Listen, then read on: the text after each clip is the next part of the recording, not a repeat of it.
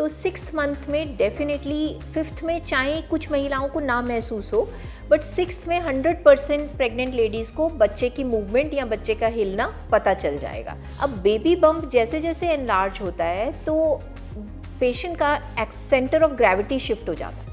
As a result उसकी जो spine की शेप है ना वो चेंज होने लगती है। स्पाइन पे प्रेशर आता है एक्स्ट्रा वेट का, उसकी वजह से लोअर बैक एक कॉमन प्रॉब्लम है जो प्रेग्नेंट महिलाओं को तंग करती है। कि उनको अपने टमी के पेट के साइड पे एक पिलो रख सकते हैं अपने बेबी बम्प को सपोर्ट करने के लिए। लेग्स के बीच में एक पिलो रख सकते हैं और नीज के साइड पे भी एक कुशन रख सकते हैं। उससे क्या होता है कि आपकी बैक को सपोर्ट मिल जाती है और सोते हुए आपके लिए कंफर्टेबल हो जाता है। नमस्कार, सेहतनामा में आज बात होगी गर्भावस्था के 6वें महीने पर डॉक्टर सीमा शर्मा जी के साथ। 6वें महीने में गर्भवती महिला प्रवेश करगी। अब होता क्या, कईयों को कब्ज हो जाती है या ब्लोटिंग, पेट फूलने की समस्या, या इससे रिलेटेड और भी कुछ प्रॉब्लम्स। कमर दर्द तो ज़्यादातर महिलाओं को होती है, पीठ में दर्द शुरू हो जाता है। सो ये इन प्रॉब्लम्स को कैसे कोप अप करें और क्या बदलाव महिलाओं के लिए, डूज एंड डोंट्स, और बच्चा कितना बड़ा, वो तो सबसे ज़रूरी सवाल। तो 6th मंथ में हमने कहा 5th मंथ में क्विकनिंग या मूवमेंट्स फील होनी शुरू हो जाती हैं, हिलने लग जाता है बेबी। कुछ लोग आके कहते हैं मैम बेबी चलने लग गया है ना, बेबी घूमने लग गया है। तो 6th मंथ में डेफिनेटली, 5th में चाहे कुछ महिलाओं को ना महसूस हो, बट 6th में 100% प्रेग्नेंट लेडीज़ को बच्चे की मूवमेंट या बच्चे का हिलना पता चल जाएगा। अब 6th मंथ प्रेगनेंसी में बेबी बम्प और विजिबल हो जाएगा। अब तो सबको दूर से पता चल जाएगा कि प्रेगनेंसी है। अब बेबी बम्प जैसे जैसे एनलार्ज होता है तो पेशेंट का सेंटर ऑफ ग्रेविटी शिफ्ट हो जाता है। एज अ रिजल्ट उसकी जो स्पाइन की शेप है ना वो चेंज होने लगती है। आप देखोगे कि पीछे से भी आप प्रेग्नेंट लेडी को देख के बता सकते हो कि भाई ये गर्भवती है ना। वो इसीलिए क्योंकि आपकी बॉडी की शेप चेंज हो रही है। अब वो जो स्पाइन पे प्रेशर आता है एक्स्ट्रा वेट का, उसकी वजह से लोअर बैक एक कॉमन प्रॉब्लम है जो प्रेग्नेंट महिलाओं को तंग करती है। सिमिलरली कुछ महिलाएं कहती है कि रात को सोते हुए उनको साइड टर्न करने में बहुत प्रॉब्लम आ रही है और उनकी सोने के बाद तो कमर बहुत ज़्यादा दर्द हो रही है। तो उसके लिए एक टिप जो मैं प्रेग्नेंट लेडीज़ को बताती हूँ वो ये है कि उनको अपने टमी के पेट के साइड पे एक पिलो रख सकते हैं अपने बेबी बम्प को सपोर्ट करने के लिए। लेग्स के बीच में एक पिलो रख सकते हैं और नीज के साइड पे भी एक कुशन रख सकते हैं। उससे क्या होता है कि आपकी बैक को सपोर्ट मिल जाती है और सोते हुए आपके लिए कंफर्टेबल हो जाता है। प्लस एक्सरसाइजेज जिनके बारे में हम बात कर रहे थे कि प्रेगनेंसी एक्सरसाइजेज या चाइल्ड बर्थ एक्सरसाइजेज आपके पेल्विस के लिए, जो कि बटरफ्लाई एक्सरसाइजेज हैं, कीगल्स एक्सरसाइजेज हैं, आपकी पेल्विक ब्रिजिंग है जो लोअर बैक को स्ट्रॉन्ग करती है, वो आपको रेगुलरली करनी है। चाहे आप किसी फिजियोथेरेपिस्ट की हेल्प से करिए, चाहे चाइल्ड बर्थ एजुकेटर की हेल्प से करिए, बट एक्सरसाइज करना आपके लिए, आपकी जनरल फिटनेस के लिए बहुत इंपॉर्टेंट है। नॉर्मल डिलीवरी के लिए भी, शायद नॉर्मल डिलीवरी के लिए भी, ड्यूरिंग प्रेगनेंसी। तो अब 6th मंथ में आपने मुझे बहुत अच्छा सवाल पूछा कि कुछ लोगों को बहुत ब्लोटिंग रहती है और उनको कॉन्स्टिपेशन भी रहती है। तो जैसे हमने बात करी थी फर्स्ट एपिसोड में कि प्रेगनेंसी होते ही आपकी बॉडी हेड टू टो सारे सिस्टम्स बेबी के साथ एडजस्ट कर रहे हैं। ग्रोइंग बेबी, ग्रोइंग यूट्रस उसके साथ एडजस्ट कर रहे हैं। तो डाइजेशन की प्रॉब्लम्स भी उसी का एक पार्ट है। हमारी टमी में जैसे जैसे बेबी ग्रो करता है, हमारा यूट्रस या वूम्ब ज़्यादा स्पेस ऑक्यूपाई करता है, तो हमारी स्टमक और इंटेस्टाइन को कम जगह मिलती है और वो दोनों साइड्स पे डिस्प्लेस हो जाते हैं। उसकी वजह से क्या हुआ कि थोड़ा भी खाना खाया तो ऐसे लगा कि पेट फूल गया है या पेट बहुत ज़्यादा भर गया है। दूसरा ये है कि आपकी जो डाइजेशन है वो स्लो हो जाती है। जो बंदा प्रेग्नेंट नहीं है उसको 4 घंटे के बाद भूख लग जाएगी, बट प्रेग्नेंट लेडी का खाना डाइजेस्ट स्लो होता है तो उसको 6 आवर्स तक थोड़ा खा के भी ऐसे लगेगा मेरा पेट भरा हुआ है। So these changes are, we call it कि ये फिजियोलॉजिकल है, कि ये प्रेगनेंसी की वजह से ही है, हार्मोन चेंज की वजह से ही है। तो उसमें ये है कि आप लाइट खाना खाइए। अगर आप फैटी मील खाएंगे, आप भटूरे चने खा रहे हो तो आपको तो अगला 2 मील स्किप करने पड़ेंगे, भूख नहीं लगेगी। आप परांठे बड़े बड़े हैवी तल के खा रहे हैं तो आपको भूख नहीं लगेगी। आप लाइट खाना खाइए, ज़्यादा फ्राइड मत खाइए, ज़्यादा तला हुआ नहीं खाइए, तो इजीली डाइजेस्टिबल फूड खाने से आपका सिस्टम जो है वो ठीक रहेगा। एक इम्पॉर्टेंट बात है कि प्रेगनेंसी में कई लोगों को गम्स में से ब्लीडिंग होती है या नोज़ में से ब्लीडिंग होती है। मसूड़ों से खून आना। और नोज़ में से, नाक से, जिसको नसीर कहते हैं कि भाई हमारे नाक में से ब्लीडिंग हो रही है, तो वो भी एक नॉर्मल चेंज है, क्योंकि प्रेगनेंसी हार्मोन्स आपकी ब्लड वेसल्स को कंजेस्टेड कर देते हैं और उसकी वजह से जब गम्स जो हैं वो सॉफ्ट हो जाते हैं, आपके स्पॉन्जी हो जाते हैं, और अगर आपकी डेंटल हाइजीन एक्सेलेंट नहीं है तो आपको ब्रश करने से भी ब्लीडिंग होगी।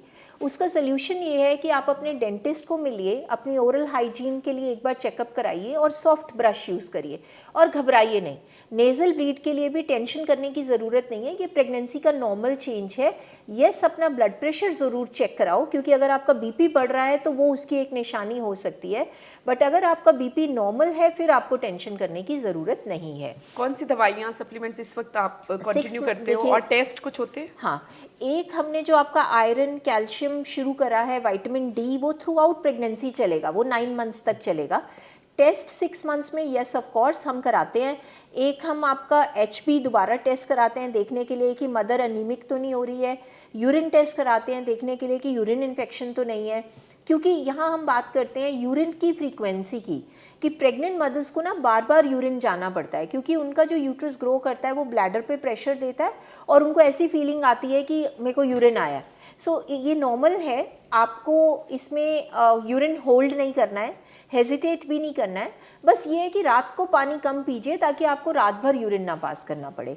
और बाकी यूरिन का टेस्ट हम करवाते हैं टू सी कि कोई इन्फेक्शन तो नहीं है, क्योंकि प्रेग्नेंट लेडीज़ में यूरिनरी इन्फेक्शंस जो हैं वो कॉमनली तंग करती कई हैं। बार पैर सूजते हैं, वो 7वें-8वें महीने में हाँ, शायद। वो 7वें-8वें महीने में पाँव में स्वेलिंग आती है। उसके 2 रीजंस हैं। एक, मदर्स जो बहुत देर खड़े रहती हैं या जिनका जॉब ऑफिस बैंक्स में है, तो उनके लिए प्रिकॉशन ये है कि वो अपने पाँव के नीचे एक स्टूल रखें, इंक्लाइंड स्टूल रखें, जिससे कि उनके पैर थोड़े से ऊंचे रहेंगे। दूसरा, रात को सोते हुए अपने पाँव के नीचे 2-3 सरहाने रखने से आपकी जो स्वेलिंग है वो मॉर्निंग में कम हो जाएगी। तो पैरों की स्वेलिंग आना नॉर्मल है, बट अगर पूरी बॉडी में ऐसे पफीनेस, स्वेलिंग लग रही है तो ब्लड प्रेशर का चेकअप होना बहुत ज़रूरी है, क्योंकि हाई बीपी की फर्स्ट निशानी कई बार एडिमा या स्वेलिंग भी हो सकती है। अच्छा, कईयों को डायबिटीज़ हो जाती है और थायराइड की प्रॉब्लम हो जाती है और एक ब्रेस्ट से मिल्क आना, इनके बारे में भी बताइए। देखिए, ब्रेस्ट से मिल्क आना is a normal change of pregnancy, because आपकी बॉडी न्यू बॉर्न बेबी की ब्रेस्ट फीडिंग के लिए अपने आप को प्रिपेयर कर रही है और वो हार्मोन्स चेंज हो रहे हैं। सो ब्रेस्ट में से कोई भी सिक्रीशंस आना या मिल्क आना, उसके लिए हमें घबराने की ज़रूरत नहीं है। यहाँ पे हम बात कर सकते हैं कि प्रेग्नेंट महिलाओं को अपनी ब्रेस्ट की केयर भी करनी चाहिए। They can do breast massage, और अगर कुछ मदर्स में निपल्स इन्वर्टेड हैं बाय शेप, उनको ऐसा लग रहा है तो वो निपल्स को पुल आउट कर सकते हैं, ताकि कल को उनको न्यूबॉर्न बेबी को फीड करने में प्रॉब्लम ना आए। और बहुत कॉमन है कि मदर्स को इचिंग होती है। हाँ, ये एक सिम्टम बड़ा इंटरेस्टिंग है कि देयर आर मदर्स जो हमेशा कहती हैं हमें खारिश हो रही है, या उनको पूरी बॉडी पे खारिश होती रहती है। रीज़न ये है कि प्रेगनेंसी हार्मोन्स आपकी स्किन को बहुत ड्राई करते हैं। तो हम हमेशा इनकरेज करते हैं कि खूब सारी ऑयलिंग करिए, चाहे कोकोनट ऑयल लगाइए, चाहे बॉडी बटर लगाइए। आप अपनी स्किन को मॉइस्चराइज करके रखोगे तो खारिश कम होगी।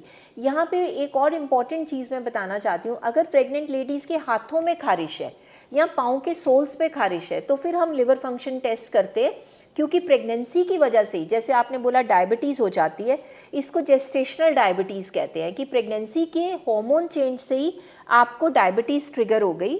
बेस्ट ये है कि डिलीवरी के बाद वो बिल्कुल ठीक हो जाएगी, बट इसका कंट्रोल हमें प्रेगनेंसी में मेडिसिन से या आपकी डाइट मॉडिफाई करके करना पड़ेगा। इसी तरह कुछ लोगों में प्रेगनेंसी की जर्नी में 7वें महीने में ब्लड प्रेशर बढ़ने लग जाता है। सो ये सब प्रेगनेंसी इंड्यूस्ड कंडीशंस हैं, जिनके लिए हम लोग आपको जब मंथली फॉलोअप पे बुलाते हैं तो चेकअप करते रहते हैं। कब्ज होती है, उसका क्या इलाज है? Constipation is part of the hormonal change. उसके लिए बेस्ट ये है कि अपना फाइबर डाइट में बढ़ा के रखें, खूब सारा सैलेड खाएं, पानी का इंटेक अच्छा रखें, फ्रूट्स खाएं, और अगर उसके बावजूद भी है तो फिर मेडिसिन सेफली ली जा सकती है। हमारे पास लैक्सेटिव सिरप्स हैं, इसबगोल का छिलका है जो हस्क घर में अवेलेबल रहता है, वो ले सकते हैं, बनाना खा सकते क्योंकि हैं। कहते हैं ना कि आपने पॉटी करते हुए जोर नहीं लगाना, मतलब वो अनकंफर्टेबल हो जाता है, तो इसलिए बेटर है कि इसको प्रिवेंट करें, अपना डाइट का ध्यान रखें। कभी कभी आप अपने नॉर्मल आटे में ब्रांड मिक्स कर सकते हैं फाइबर बढ़ाने के लिए, और उसके साथ आपकी कॉन्स्टिपेशन का हल हो आजकल जाएगा। मिलेट्स भी हाँ, वो भी डाइट ले में शामिल सकते किया हैं। जा सकता और दूसरा, आयरन कुछ लोगों को कॉन्स्टिपेशन करती है, अगर ऐसा है तो फिर आप अपने डॉक्टर से डिस्कस कर सकते हैं। आजकल हमारे पास न्यूअर फॉर्मुलेशंस हैं जिनसे कॉन्स्टिपेशन नहीं होती है। 6 मंथ्स का 6 बेबी, month में 6 मंथ्स का बेबी नियरली 800 से लेके 950 ग्राम्स तक हो जाता है और 6 मंथ्स कंप्लीट होते तक 26 वीक्स का हो जाता है। 26 वीक्स के पे गुड न्यूज़ ये है कि आजकल हम बेबीज़ को रेस्क्यू कर सकते हैं। कल ही एक बेबी मैंने डिलीवर किया 26 वीक्स पे, बेबी गर्ल थी, 900 ग्राम्स की है and she is doing very well. So ये जो बेबीज़ हैं 800 ग्राम 900 ग्राम 6 महीने पे आजकल सर्वाइव कर सकते हैं। तो इंडिया में भी 24 वीक्स के बाद 26 वीक्स के बाद सर्वाइवल बहुत अच्छा है। तो अगर मदर्स को कभी प्रीमेच्योर लेबर होती भी है तो घबराना नहीं चाहिए। 6 मंथ्स के बाद अच्छी नियोनेटल केयर के साथ बेबीज़ के चांसेस काफ़ी अच्छे हैं।